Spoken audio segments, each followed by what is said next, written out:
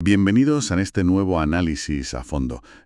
Hoy tenemos una inmersión que de verdad creo que cambia la perspectiva por completo. Totalmente. Y además es un tema súper necesario hoy en día. Exacto. A ver, para quienes nos escuchan, nuestra misión en esta sesión es desmitificar cómo invierten las personas más ricas del planeta. Vamos a basarnos en unos extractos fascinantes del libro El Santo Grial de la Inversión. Que es un texto revelador, la verdad. Lo es. Y sobre todo, queremos entender por qué las estrategias tradicionales de inversión están fallando estrepitosamente y cómo el llamado dinero inteligente utiliza activos alternativos para protegerse y prosperar. Porque, claro, las reglas del juego han cambiado y mucha gente ni se ha enterado. Efectivamente. A ver, pongámonos en situación. Antes de continuar, no olvides suscribirte al canal y activar la campanita para no perderte ningún libro como este. Año 2022. El sistema de navegación financiero más fiable del mundo llevó a millones de inversores directamente por un acantilado. Un desastre absoluto. Literalmente. Durante décadas existía esta regla de oro, la clásica cartera 60-40. Ya sabes, pones el 60% de tu capital en acciones para que crezca. Y el 40% en bonos para amortiguar, sí. Eso es. Los bonos eran el paracaídas para cuando el mercado se volvía loco. Era un viaje seguro. Pero de repente, en 2022, las acciones y los bonos cayeron al mismo tiempo. Pasaron a estar correlacionados positivamente. O sea, un fallo sistémico en toda regla. Exacto. El paracaídas no se abrió. Y aquí es donde entra nuestro análisis de hoy. Vale, vamos a desgranar esto. El principio del Santo Grial que menciona Ray Dalio. Que es un concepto brillante, fíjate. Sí. Él dice que el secreto no es tener más inversiones al azar. La fórmula matemática es tener entre 8 y 12 inversiones que estén estrictamente no correlacionadas. Y eso es clave. No correlacionadas. Claro. Si logras eso, los datos dicen que reduces el riesgo en un 80%, sin sacrificar para nada la rentabilidad. Si conectamos esto con el panorama general, los datos revelan una divergencia brutal. Las familias con un patrimonio neto ultra alto invierten casi el 46% de sus activos en alternativas. Madre mía, ¿casi la mitad? Casi la mitad, sí. Estamos hablando de capital privado, crédito privado, bienes raíces. Mientras tanto, el inversor promedio sigue aferrado a la bolsa tradicional con una exposición mínima a esto. Y por eso hoy vamos a ver exactamente cuáles son esas alternativas. Empecemos por la primera. Si los mercados públicos son tan volátiles, la pregunta lógica es, ¿dónde encontrar flujo de caja predecible? Un flujo que no dependa de si el IBEX o el S&P 500 suben o bajan hoy. Exacto. Y la respuesta nos lleva al mundo de la gestión de activos privados. Específicamente, a esto que llaman participaciones de GP, o GP Stakes en inglés. Comprar una parte del General Partner. Para desglosar esto hay que separar a los actores. Por un lado están los limited partners, los inversores que ponen el dinero. Los que invierten en el fondo, claro. Eso es. Y por otro está la empresa que gestiona ese dinero, que es el general partner, el GP. Tradicionalmente la gente busca invertir en un fondo exitoso, pero esta estrategia propone comprar una parte de la propia empresa gestora. A ver, si puedo ilustrar esto con una analogía que viene en el texto. Imagina que estamos en un hipódromo. La inmensa mayoría de la gente apuesta a un caballo esperando que gane. ¿Que sería invertir en un fondo específico? Exacto. Pero comprar una participación de GP es comprar un porcentaje del hipódromo en sí. Así que ganas dinero independientemente de qué caballo gane la carrera. Te llevas una parte de la infraestructura, claro. Efectivamente, cobras comisiones de gestión que suelen ser un 2% garantizado y luego el 20% de las ganancias de todos los fondos. Es brillante. Es una mecánica que genera un flujo de caja inmenso y constante. Y lo fascinante aquí es cómo crea lo que llaman diversificación de cosecha o vintage diversification. A ver, explícanos esto de la diversificación de cosecha, porque suena a bodega de vinos. Es que la analogía del vino es perfecta. Una gestora de activos no lanza un solo fondo un año y luego cierra. Lanzan múltiples fondos a lo largo del tiempo, en diferentes años, diferentes cosechas. Ya, pero ¿cómo reduce eso el riesgo matemáticamente? Imagina un fondo creado en 2008, en plena crisis.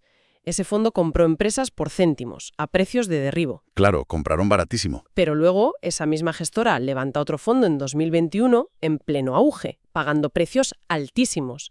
Si solo inviertes en uno, tu éxito depende de ese año concreto. O sea, dependes del ciclo económico de ese momento. Efectivamente. Antes de continuar, no olvides suscribirte al canal y activar la campanita para no perderte ningún libro como este. Pero al ser dueño del GP, heredas la exposición a todos sus fondos, pasados y futuros. Se promedian las compras baratas con las caras, suaviza la curva de riesgo enormemente. Wow, entendido. Y esto nos conecta con otra alternativa vital para el flujo de caja, que es el crédito privado. Según nuestros datos, este mercado ha crecido a más de $1,5 billion. Es una barbaridad. El capital ha huido de los bancos tradicionales hacia prestamistas privados. Pero a ver, voy a hacer de abogado del diablo un momento. Me dices que preste dinero a empresas mediante crédito privado. Si la inflación y los tipos de interés suben, los pagos de esa deuda no se disparan. Sí, claro que suben. Entonces, ¿no aumenta el riesgo de que la empresa quiebre y yo pierda mi dinero? ¿Por qué brilló esto cuando los bonos se hundieron? Esa es la duda que tendría cualquier analista tradicional. La clave está en cómo se estructuran.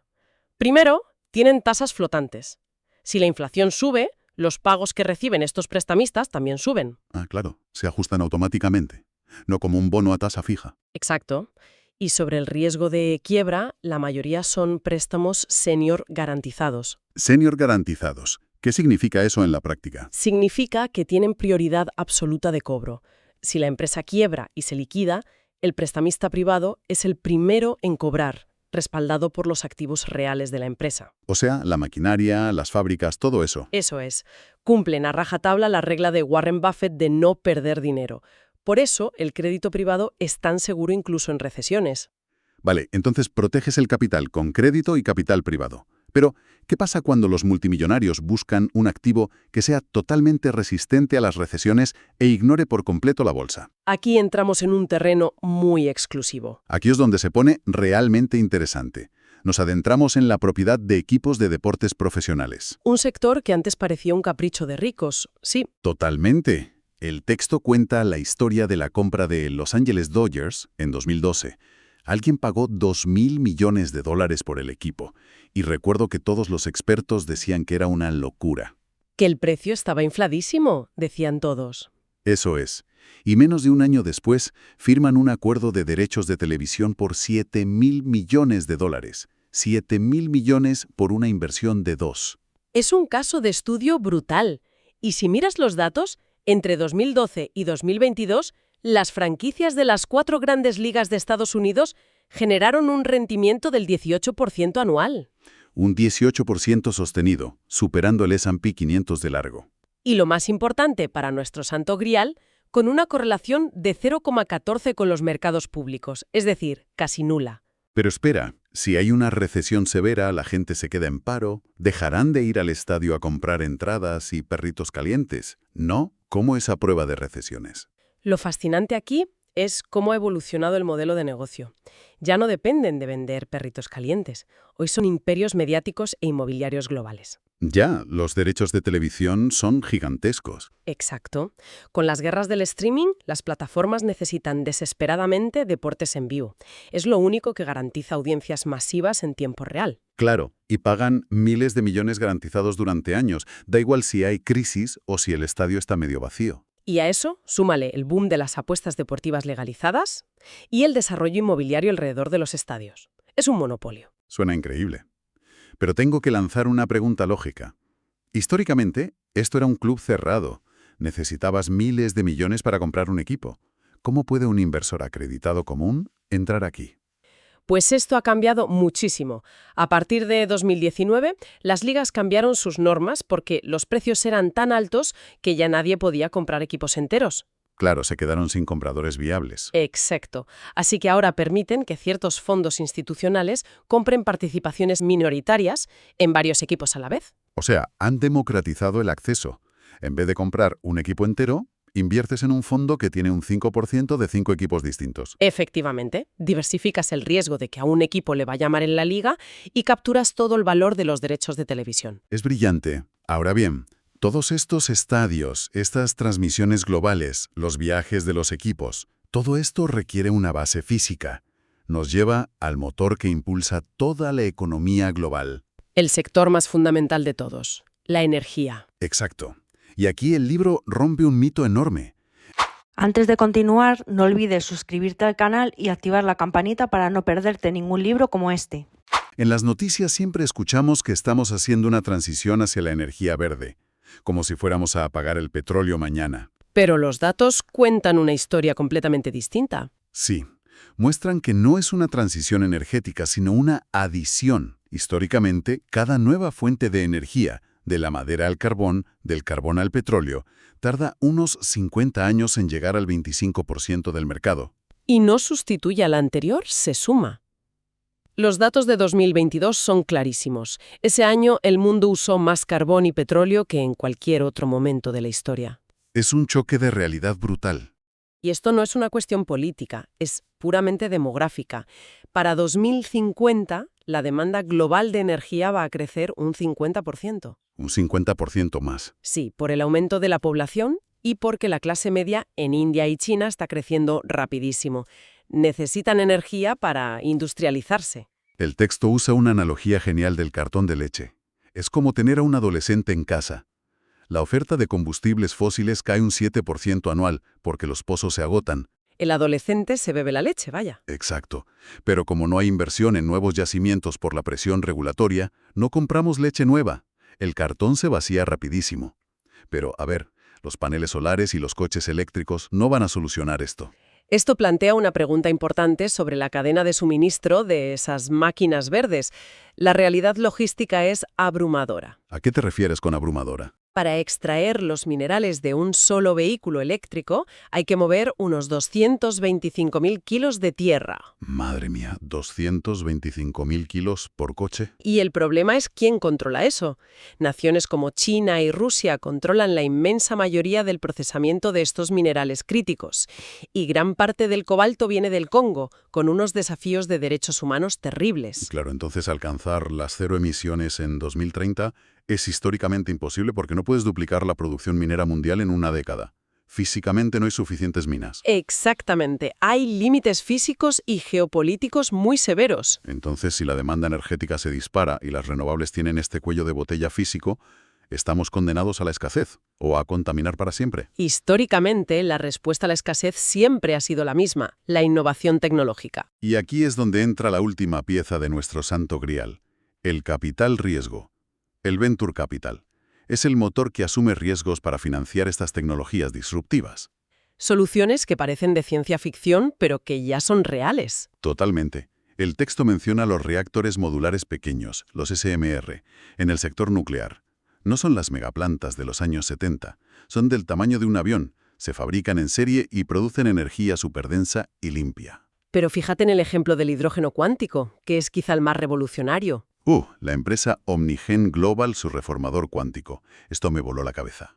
Toman carbón o gas natural y lo calientan a casi 3.000 grados Celsius. Pero lo clave es cómo lo hacen. Lo hacen sin oxígeno. Exacto, sin oxígeno. Por lo tanto, no hay combustión tradicional.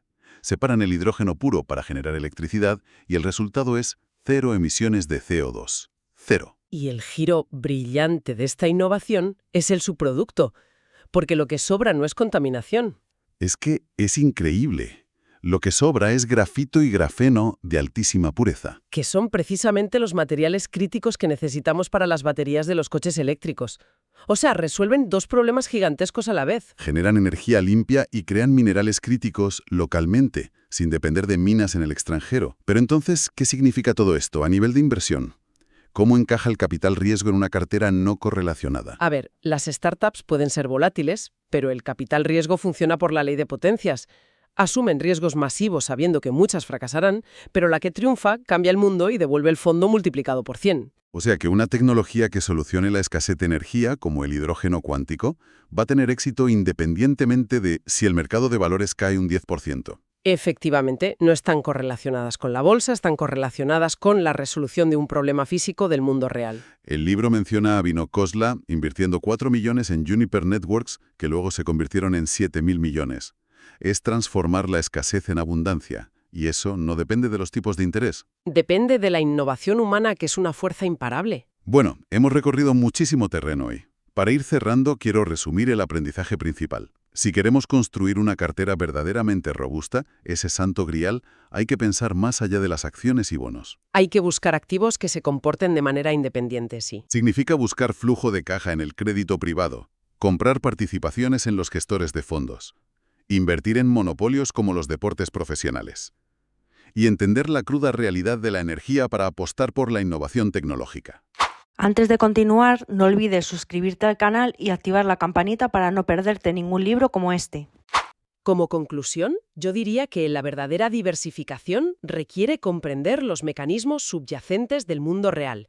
Geopolítica, demografía, escasez física, no solo mirar gráficos de bolsa. Completamente de acuerdo. Y nos gustaría dejar a quienes nos escuchan con una reflexión final, algo para darle una vuelta. Si las mayores fortunas del mundo se construyen asumiendo que el progreso humano siempre supera la escasez a través de la innovación, ¿dónde estamos nosotros? Es una gran pregunta. ¿Están nuestras propias decisiones ancladas en el miedo a un futuro limitado o estamos posicionados para capitalizar la próxima gran adición en la historia de la humanidad? Es el momento de revisar nuestras propias carteras con esa perspectiva. Sin duda alguna. Muchas gracias por acompañarnos en este análisis a fondo y nos vemos en la próxima inmersión. Antes de continuar, no olvides suscribirte al canal y activar la campanita para no perderte ningún libro como este. Libros que abren puertas, palabras que enseñan más. Dinero y libertad, todo lo vas a lograr. En cada episodio, en cada nueva visión. Riqueza entre páginas, es la revolución.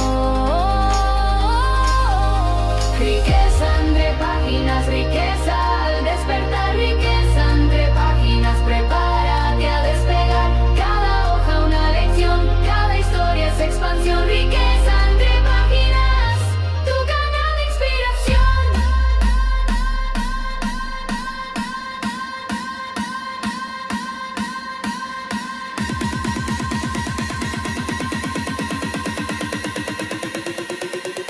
Tu canal de inspiración. Tu canal de inspiración. Tu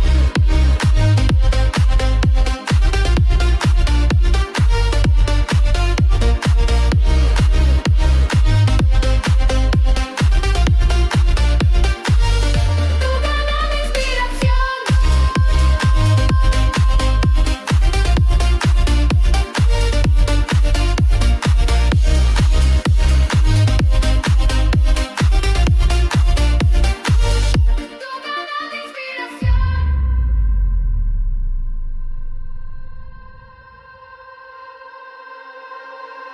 Libros que abren puertas para